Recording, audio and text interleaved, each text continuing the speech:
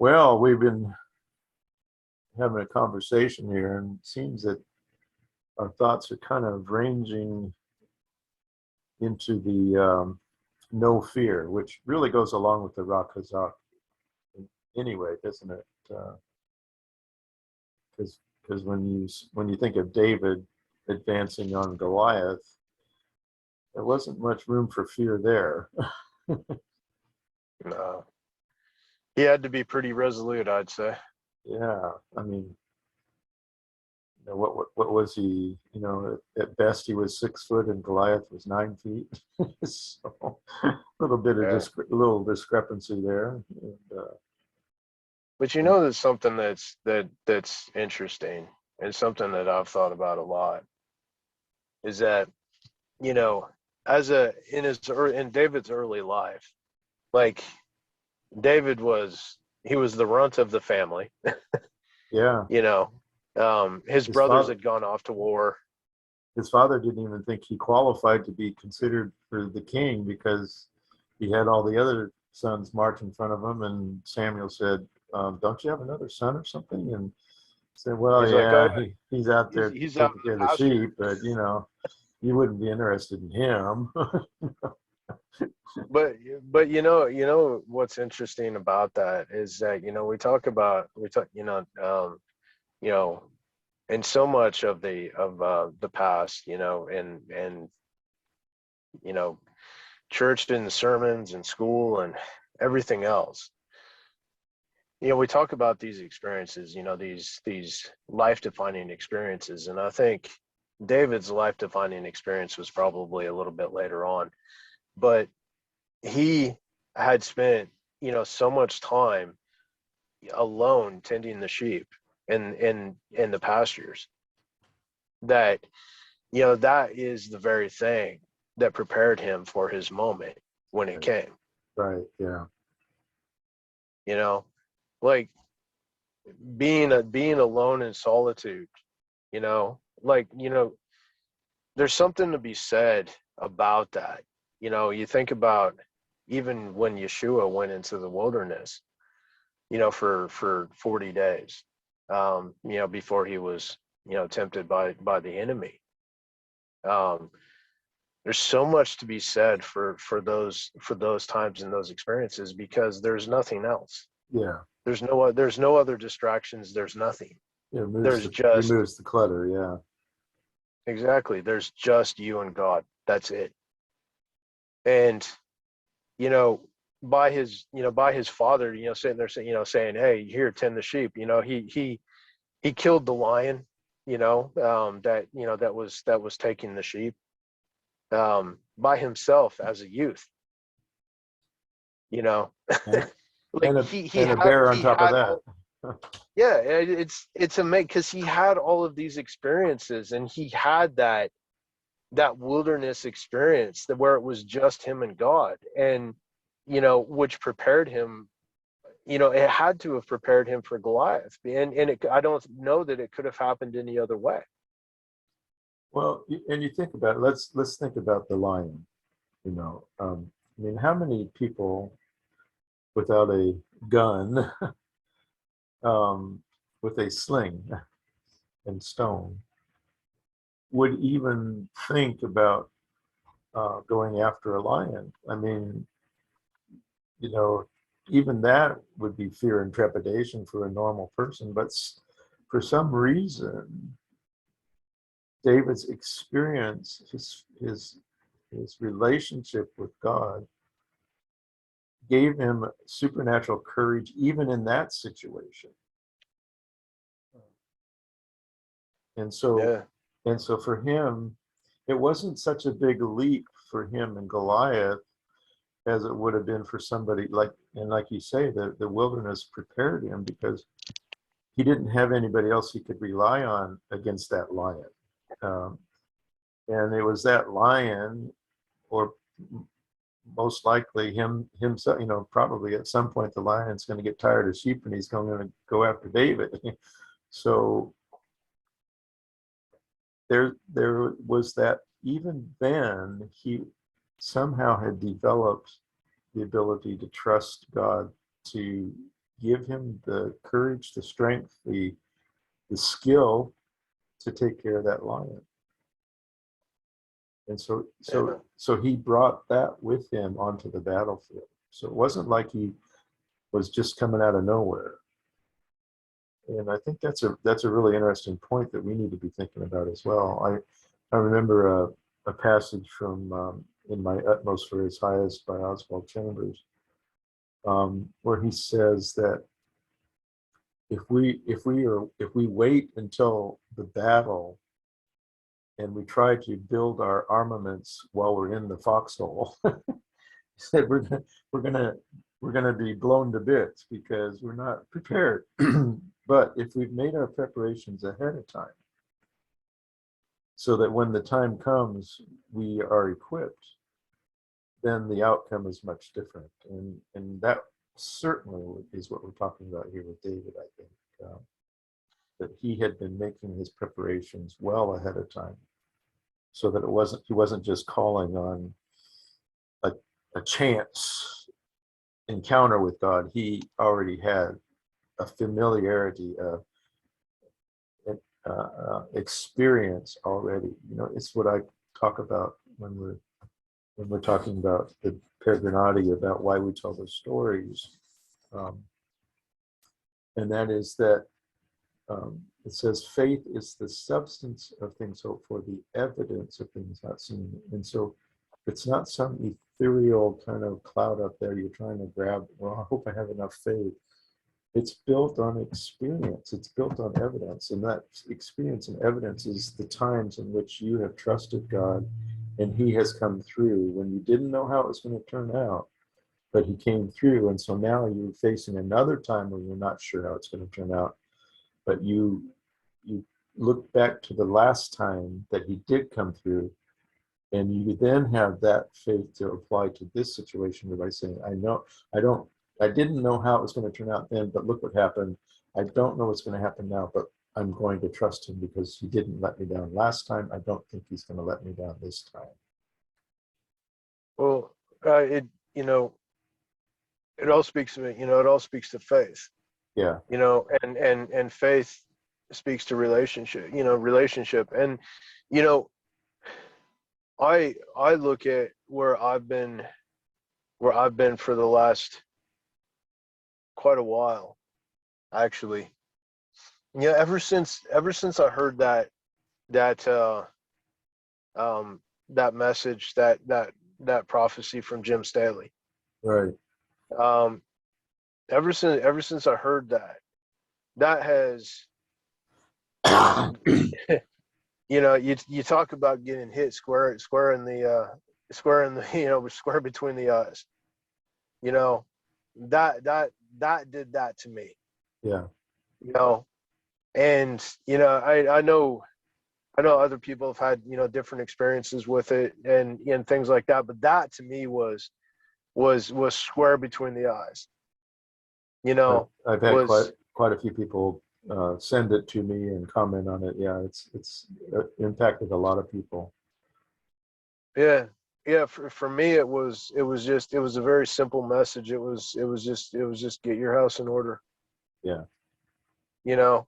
And that message, just continued, to scream at me.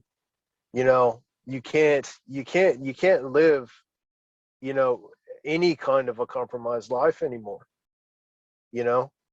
Like, it's we sit here and and I think the Father asked us simply, consecrate yourselves before me, dedicate yourself before me, to those that do, he will show these amazing and great and mighty things, and to those who don't, be left behind. Yeah. And I've since I've heard that message, in a lot of ways it just feels like my life has just been put on hold. All the directions that I thought I was going, the things that I thought, I thought I was going had just been all put on hold. And every morning, it's that same thing that Joshua said, you know,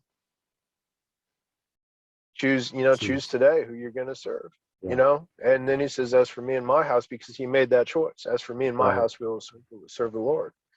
And it's interesting. And It says, "Choose you this day," is not tomorrow or a week from now or what, but now.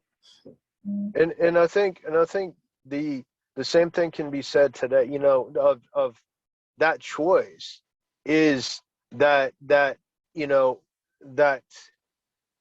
bowing before the Father, and asking him to help to wash you, to wash your clothes, to wash your robes, so that you can come before him holy. But he's the only one that can wash that. Right. He's the only one that can wash away that sin. He's the only one who can wash away all those blemishes. He's the only one. Yeah. And humbling ourselves before him, and seeking his face. Yeah. Like, we sit here, and I looked at that and I was like, yeah, I got all these things. I got all these things I need to do. And it was just like the Father's was just like, no, we're going to put all of that on hold because there's only one thing that I want you to focus on. Yeah. Me, my word. That's it. Yeah. And when you think about that, to what you said earlier, that we can't sit there in the midst of battle, or right before the battle begins. We can't sit there and go, oh, I've got to get prepared now. Yeah. Exactly. I've got to shine up my armor. I've got to sharpen my sword, all this other type of stuff. You can't do that. It's too late.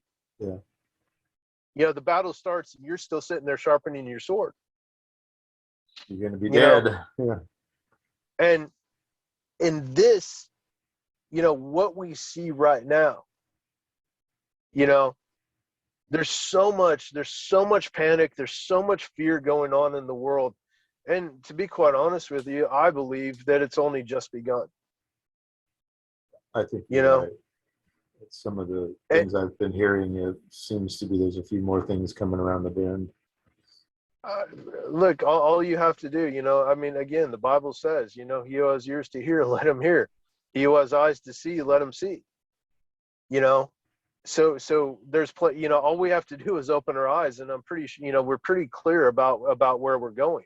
Where the enemy wants to take this world. He wants to take your peace. He wants to implant fear in people. And the only way that we can overcome that is if right now we focus on the only thing that is important, the only Yeah. thing that matters, the only thing that will get us through any of this. Like we were saying before, it's amazing to me how given to fear people are. Yeah. I look at it, and so much of it, like, I would love to say 100% of it is irrational. It makes no sense at all. Well, I can look at it and I can say, just a small example. Me and my wife, we were up in the mountains. I had my kids in the car, and we were going through and we were doing some 4-wheel drive tracks, right? We were driving on these old logging roads, and there was a sheer drop off on one side. It was, the way we were going up, it was on the passenger side, right? that made Angela real happy. Yeah, exactly right. No, she was definitely not happy. But what I'm saying is that there was no danger at all. Right. Right? The road was narrow, but it was plenty wide. Right? We weren't anywhere near the edge, but yet here she is, and she's completely paralyzed. Right? She can't even open her eyes, like she's literally crying. Right? Even though there is zero danger, there's zero cause for concern, right? And we have this it's almost this unnatural, irrational, fear. And, the enemy has been able to advance himself so far because he's been able to perpetuate this irrational, fear on people. This fear that doesn't, it doesn't exist, right? It exists in people's minds, and he's been able to implant that in people's minds.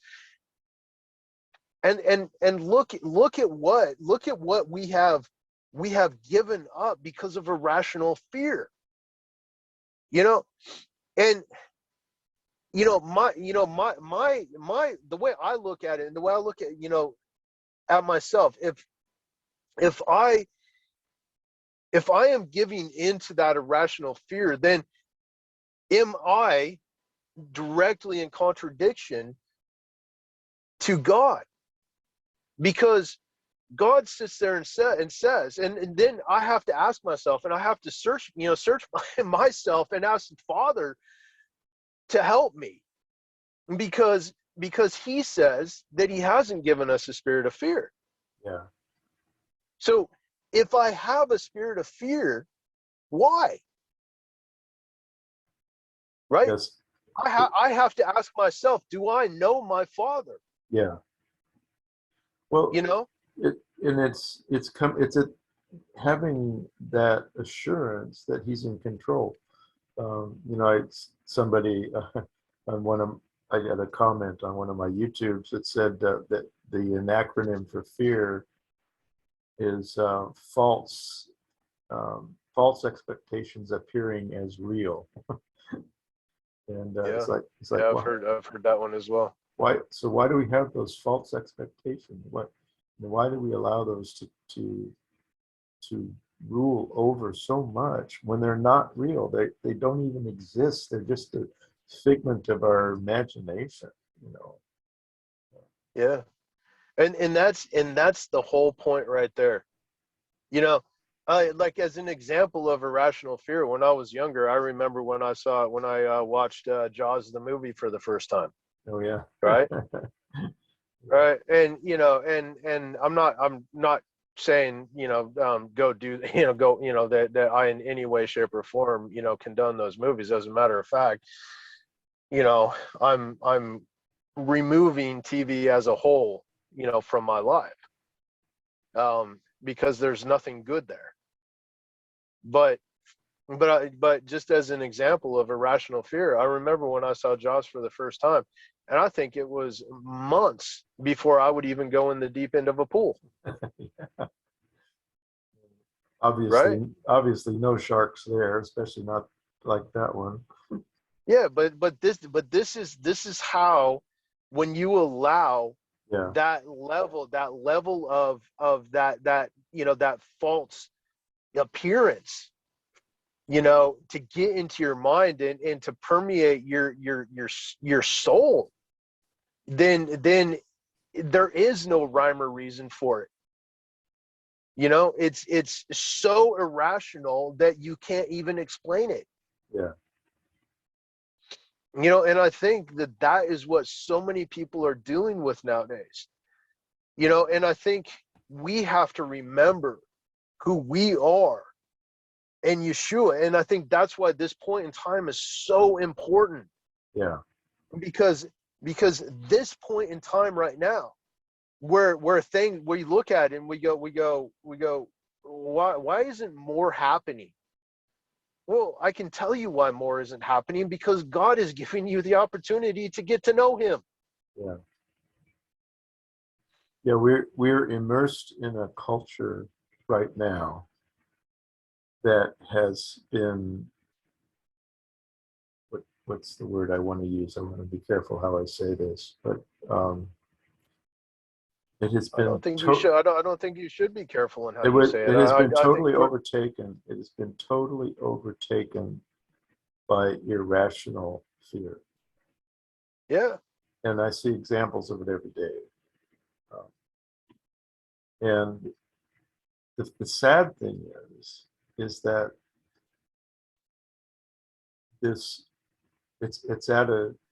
actually being uh, diagnosed as a psychosis, uh, which means the brain is not working properly.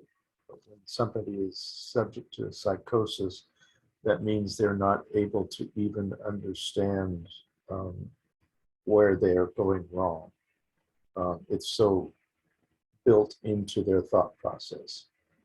But it's making them think wrongly. And what we're seeing is people all around us are not willing to even consider another possibility. They've already made up their mind that this is the threat, and they're going to do everything that they think is going to work to keep them from that threat. And it's not even a real threat, but they're falling prey to that. Yeah. And the real And yeah, go ahead. I think the worst thing about it is that they're trying to drag down all of the other people around them. You know, it's we talk about evangelism, and we tend to use that term in a Christian context, but these people are evangelists for fear. Yeah, exactly. And the saddest and possibly even most dangerous aspect of it is that if you as a person who are not living in that fear, if you don't respond to in a way that they think is appropriate to that fear, then they begin to say that there's something wrong with you, and that's becoming a real problem. Well, yeah, I mean, they try and label and and pigeonhole and all this other type of stuff, and so many times it works. Yeah. But this is where this again, and I think this is a point that we cannot hammer home hard enough. I don't think we ever will be able to. Is that we have to be more convinced in our relationship with Yeshua than they are in their relationship with fear. And there you go. And right now, I don't think the majority of Christians are more convinced in their relationship with Yeshua than other people are convinced in their relationship with fear. And I think that's that so is true. something that has to change. And isn't that the saddest commentary? Because Yeshua said we are supposed to be light to the world. In a world that is being encompassed by darkness, we are the ones who are supposed to turn our lights on and shine it so that we can show the way. I mean, we're the ones that are supposed to have it all together. We're the ones who are supposed to show people what abundant life is all about. We're supposed to be beacons to point other people to the Father. That is our purpose here on this earth. And so if we are not doing that, then we are a failure. And we need to do a checkup here, because if we're allowing the culture who is selling out to this fear and this darkness, if we're allowing them to take the day and we're not shining the light, then we need to assess why we're allowing that to happen, because it's up to us who know the truth. Yeshua said, I am the light of the world.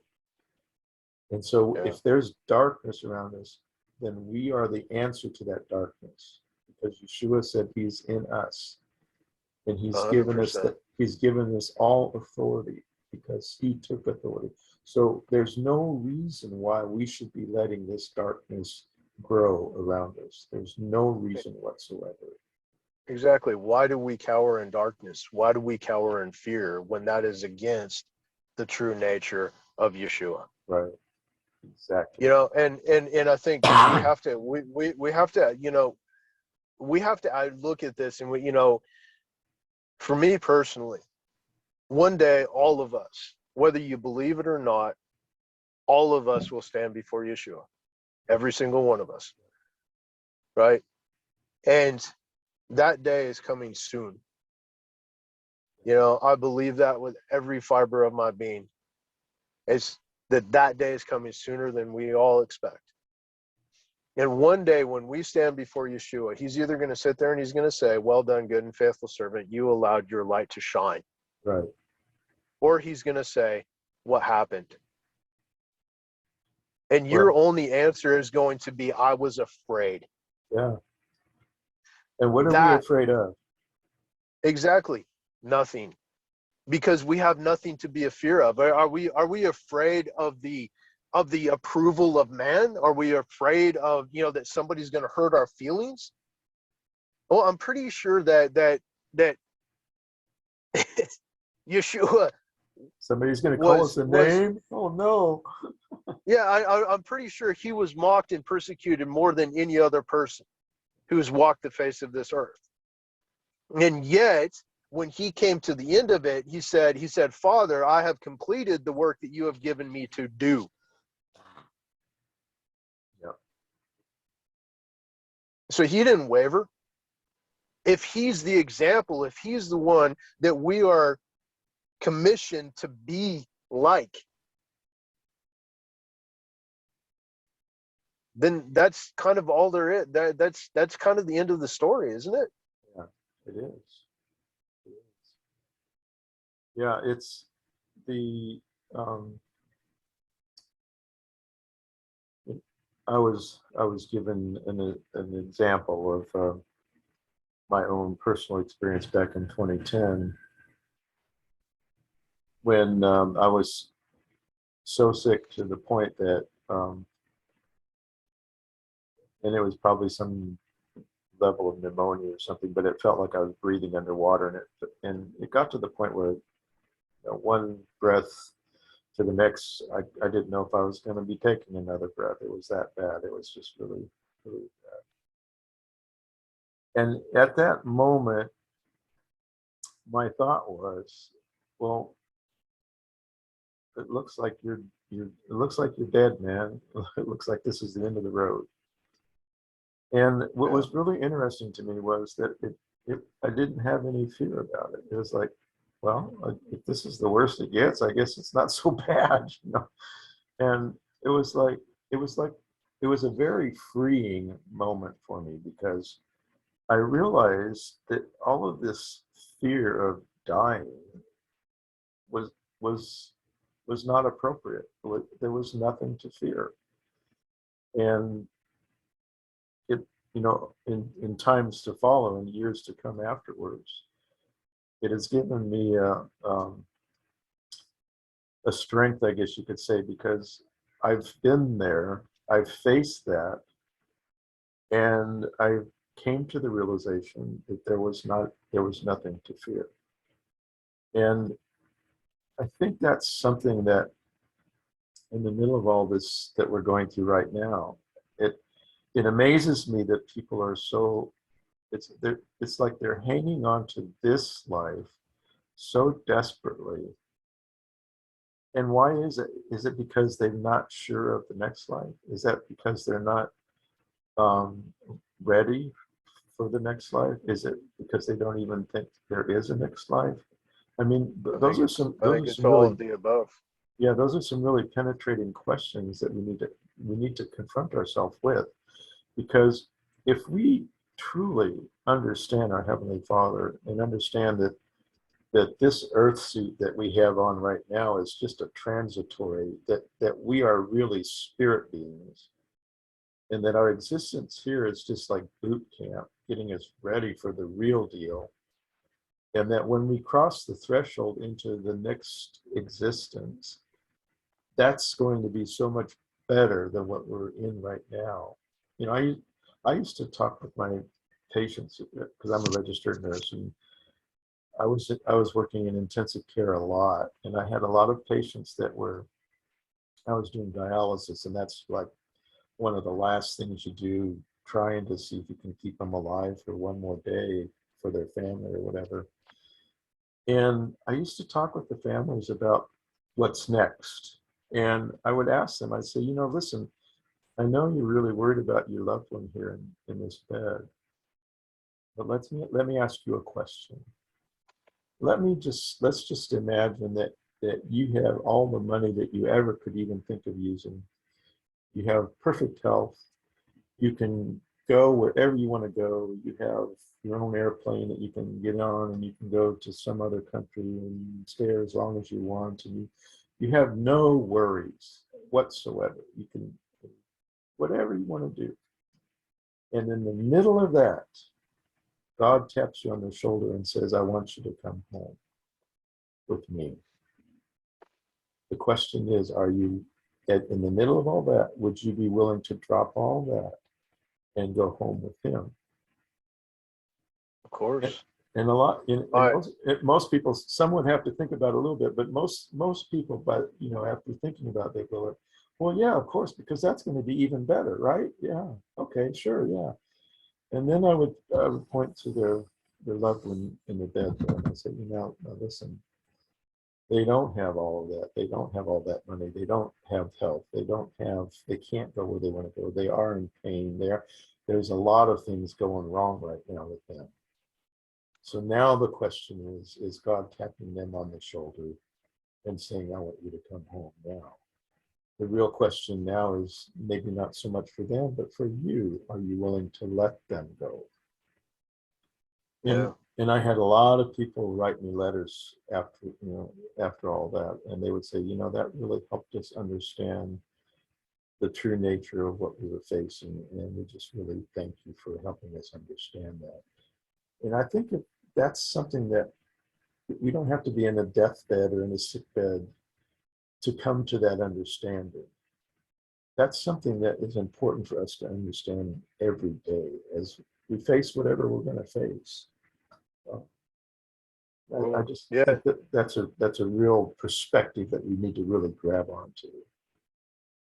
I 100% agree. And I think it's understanding the eternal, Yeah. and because if you understand the eternal, then why would you want to stay here a minute longer than what you have to? Yeah. I mean, for me personally, I long for the day that the Father taps me on the shoulder and says it's time to come home, because And I'm tired. and in the meantime, because we have the eternal perspective, we also understand that he has brought us to the kingdom for such a time as this. So he has us on assignment here right now too. So we want to fulfill our assignments as well. We don't want to just check out early just because we don't want to put up with anything anymore.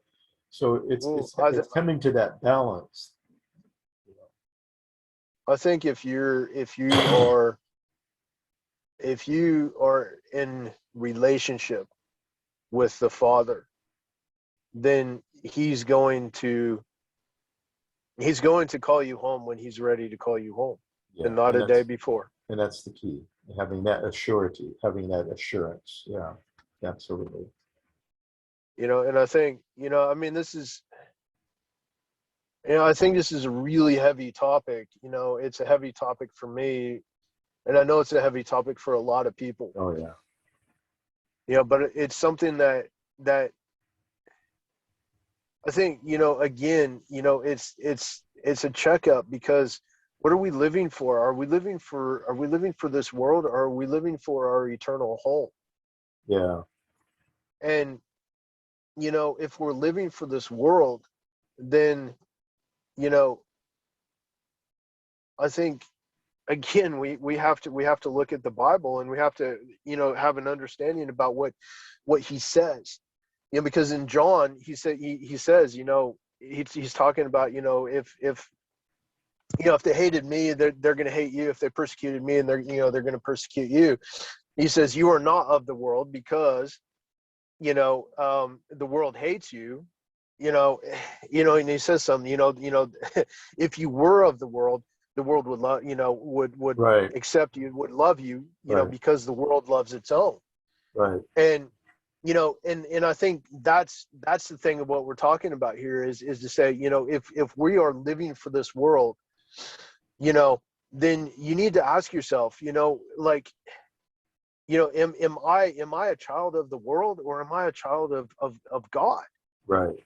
Because if Exactly. you're living for the world, then I would have to ask myself, and I would have to say that I am not, because I'm living for that which is in contradiction to what Yeshua said.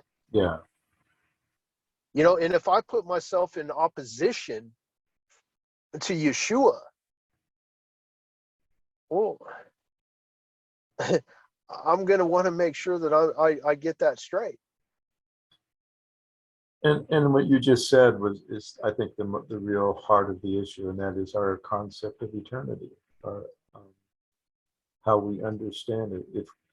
If we understand the kingdom of heaven and the eternal kingdom, we can participate in that kingdom here and now, but in a kind of a limited way. Like Paul said, now we see through a glass darkly, but then we Yeah. will see face to face. So this darkly that we see right now, it make, like if I go to sit on a chair, I have faith that it's going to hold me up. You know, if it doesn't, it's Yeah. going to get fixed or thrown away. But but to have faith in God, that's a bit more of a stretch for us, because now we're looking into eternity and we're going, the big question that so many people have had is, well, does God even exist? Well, for me, that's not even a question, because I've seen him come through so many times in such real ways that there's no doubt in my mind. And I can tell you story after story where he's been just supernatural, in so many ways. Yeah. But for the person who has not experienced that, I know I was talking with a kid when we were in Thailand. He is from Australia, and his parents were trying to figure out what to do with him, because had been thrown out of every school. And we thought maybe if they sent him out to Thailand to help with the orphanage, maybe he'd finally get his head on straight. And Kat was having a hard time with him, and so she assigned him to me. And it was interesting because we we found some common ground. And one day we were talking, and he said, "Well, I hate religion." And I said, "Well, I do too." And he looked at me and said, what do you mean? I thought you were religious." And I said, "Well, I hope not." He said, "Well, what do you mean?" And I said, "Well, for me, religion is man trying to form some kind of a system that you can make God fit into." I said, "I'm about relationship, because to me, God is a very real person. Yeshua is very real to me." And he said, "Well, how can you say that? I didn't believe it exists." And I said, "Well, let me tell you a story." And I told him one of our more fantastic stories where we actually got transported, which was a really kind of a cool deal. And at the end of the story, he was going like, "Whoa, man, I've never had anything like that happen to me." And I said, "Well, listen, let me give you a challenge. I'm going to throw a challenge out to you right now." I said, "Right now, you don't believe in God because you haven't had an experience that you can turn to and know for sure that that was him." But I said, "You know what? He loves to answer this prayer. And if you challenge God to show himself real to you in some way, he will respond to that. He will do that. And once you have seen him in action, real action in your life, it will take away every question you ever had about whether he exists or not." I said, "I challenge you to pray that prayer." And it was interesting because I didn't get to follow up with him. He left a couple days later, and so I really still don't know how it all turned out. But I really still believe that that is a true prayer that we can pray. If we're having trouble in that department, God says, "Prove me now herewith. Put me to the test." I'm pretty good at coming through on that kind of stuff. So even listeners now, I would challenge you, if you're having a problem, that put him to the test. He loves to answer that prayer. He does. And you know, I just while you're talking, I was thinking about another part of that prophecy where he goes, when he's talking about the faith, right? And he says, that generation believed because they saw, but you and your centurion like faith, has believed, has not seen, but has still believed. I believe, yeah. And it was very similar to that. But I love what he said about the centurion like faith. Because that's what we've seen. I've seen God, in ways in my life. You've seen God in ways in your life, but neither one of us has ever seen a pillar of fire. Right. Neither one of us has ever been spoken to, has seen the cloud around the mountain. Like Moses, yeah. Neither one of us has seen water come from a well. Neither one of us has seen a sea Rock, parted. yeah. Neither one of us has seen manna come from heaven. But yet, we still believe. Right. And for me, there's nothing anybody could say that would change me from believing what I believe today. Yeah, absolutely. Yeah, I would say the same thing. And that is the type of belief that we need to have today. We need to have that centurion-like belief, that faith that is committed. It's a hardened faith. Yeah. And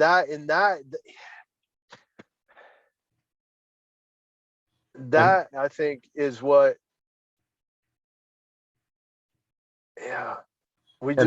that brings us back to David and Goliath.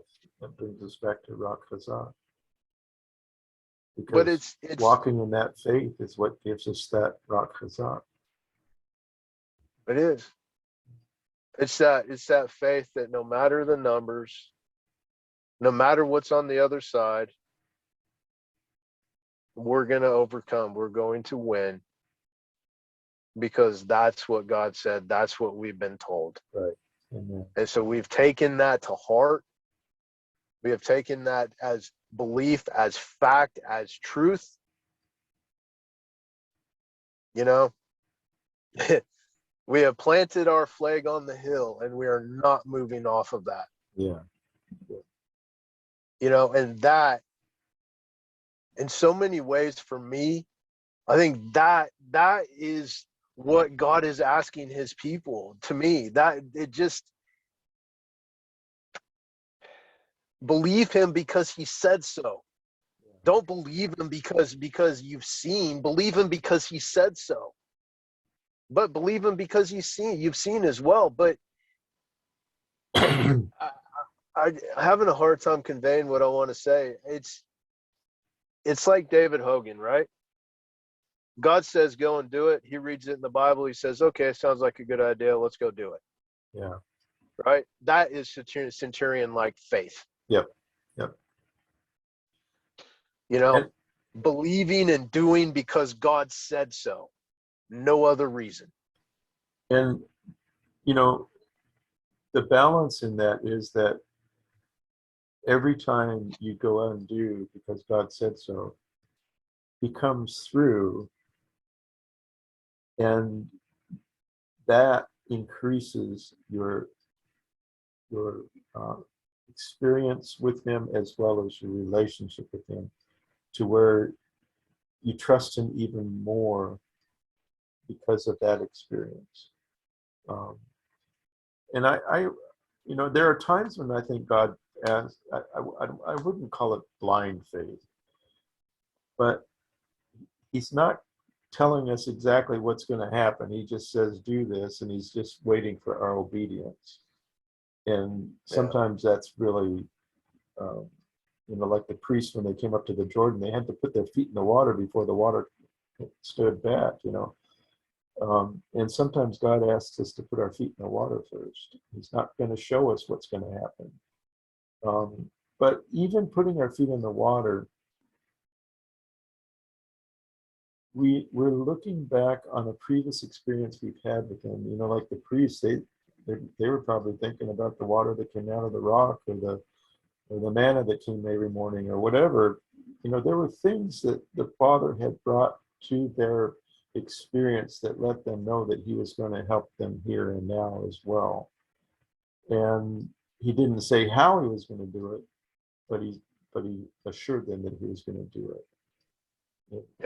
I think that's how he expects us to walk with him, in that confidence. And that confidence grows as we have more experience with him, as we have more obedience with him, that produces more experience. Obedience comes first, and then the experience follows. Yeah. Centurion-like faith. We don't Centurion-like question it, faith. we do it. Absolutely. Yep. That's a great way to put it. Yeah. That's probably a great way to end it as well. Sounds like a good way to end. Yeah. So, well, thank you. I think we started out with not quite sure where we were headed here, but I think the Father came in and really helped us to really tie it in. So, once again, well, thank you. I think that's what matters. Is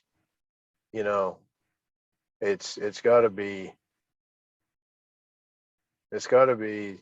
what comes from the Father, and what he wants to have spoken and had said. And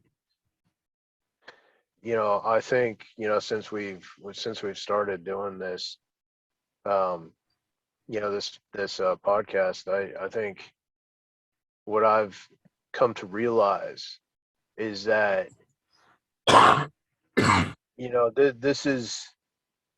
this is about exactly what we were talking about shining a light into the darkness. There we go.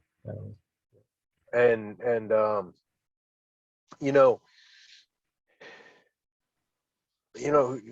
don't know where anything goes.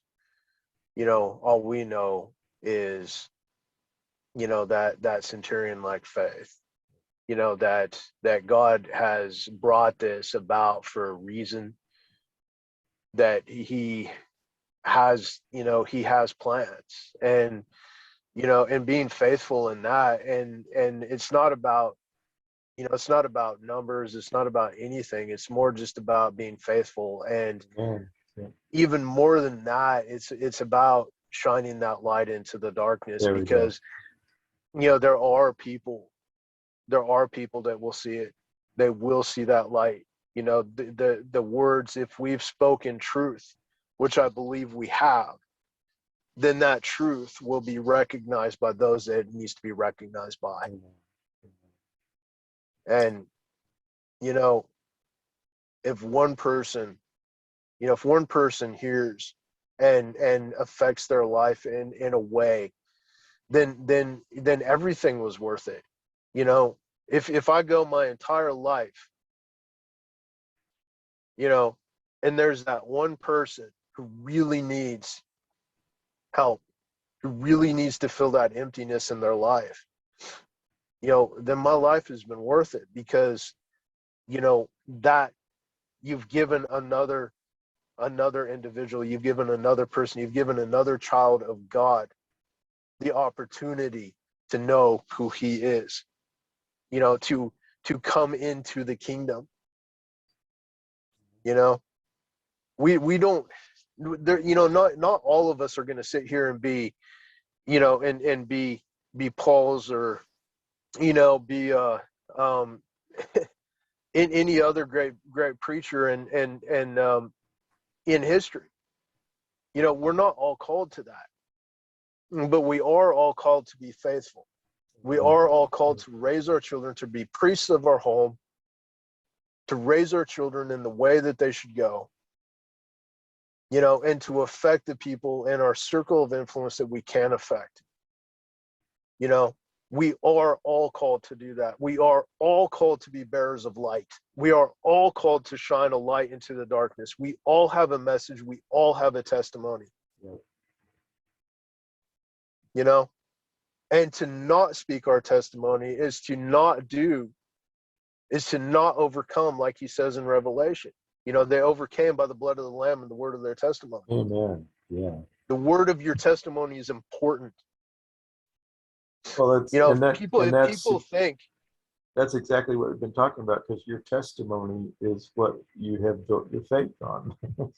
That's when you saw God come through. exactly right. And if people think that they don't have anything important to say, I can tell you right now, you're wrong. Yeah. Because you do. Yeah, you absolutely. do have something important to say. It's your testimony. Yeah. Right? That's what Paul had. How many times does he circle back to where he came from? Where he said, I was a persecutor of these people, of these followers of Yeshua, until God, he showed up in my life and he set me straight. That was Paul's testimony. Yeah. And what a powerful testimony. But we all have powerful testimonies. We all have that, you know, the ability to overcome. Yeah, So I guess what I'm coming to, you know, what I want to say, all I want to say is that if people are hesitant, like, we need to speak out as Christians, as followers of Yeshua. We need to speak out. We need to speak our testimony. We can no longer cower in fear from what other people will think or what other people will say. Yeah. The more of us who stand up and speak our testimony, the better you. Well, the more light there will be. The more, exactly, the more light that shines into the darkness, guess what? The less darkness there is. Darkness has to leave. Yep. So you're reminding me of the simple little song.